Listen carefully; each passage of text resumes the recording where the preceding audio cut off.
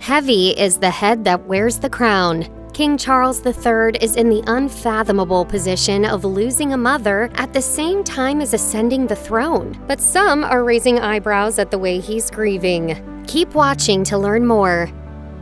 When average citizens lose a beloved parent, they generally take some time to grieve the loss. It's customary for bereft people to take at least a few days off from work to take care of themselves and their loved ones, and to grieve privately with those closest to the deceased. In fact, Cleveland Clinic, one of the utmost respected authorities on health and wellness in the United States, says that some of the best ways to cope with a loss so great that it results in grief is to take time for yourself. Get extra rest, choose those you spend your grieving time with carefully, and embrace and express all emotions that may come up.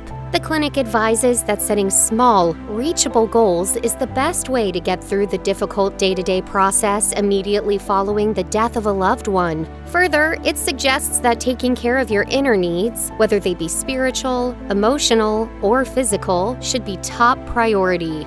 Seeking counseling, taking quiet time absolutely alone to pray or journal or meditate, or taking time to simply rest in a place that feels safe and rejuvenating might be part of that. But those are luxuries afforded to people who are not at every waking moment in the public eye, and whose late mother was not the Queen of England.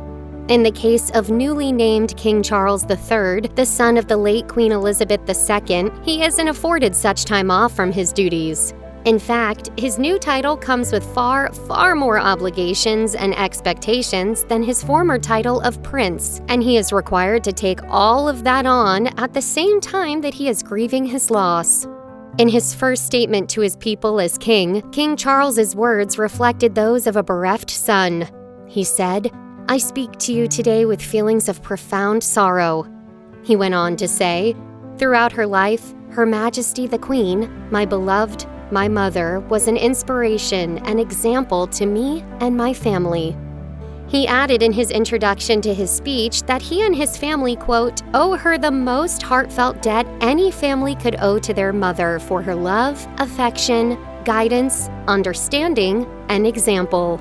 Though he did have the opportunity to publicly profess his love for his mother and his profound grief at her passing, he will not be afforded the private grieving time that most average citizens expect after the loss of a beloved parent. He will not be able to take the advice of experts who suggest being very gentle with oneself and choosing to engage only in absolutely necessary interactions with close and beloved friends and family. As such, people online are expressing their sadness and concern for what must be a very difficult time for the new king.